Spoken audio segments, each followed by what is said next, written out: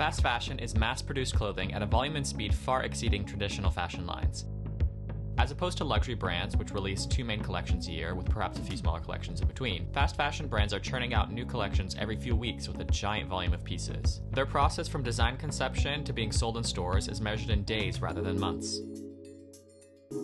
The profitability of fast fashion lines are tied to the efficiency of their supply chain, getting the raw materials at a low cost to a manufacturer, the use of cheap labor to turn the material into garments, and then getting those garments to the customer as quickly as possible.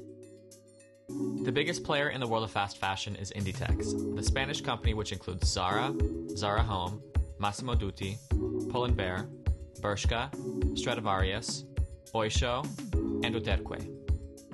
With over 7,000 stores across the globe, it is no wonder their success has made the founder, Amancio Ortega, one of the richest men in the world.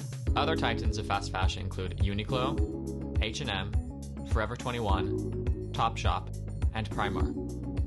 Although the common thread of cheap materials and mass-produced items goes across the brands, their perceived value varies greatly. If you look at Zara, for example, they are positioning themselves at the higher end of the fast fashion market, slightly higher price points than the other fast fashion brands, and in their visual communication, they are mimicking the luxury brands. Their recent campaigns have been shot by legends like Steven Meisel and David Sims. H&M has also tied itself to luxury brands by collaborating with designers like Simone Rocha, Giambattista Valli, and Isabelle Marant. On the other end of the spectrum is Forever 21, who is making no effort in pretending they are a luxury brand, but rather keeping a spirit of youth and frivolity, trendy clothes of the moment.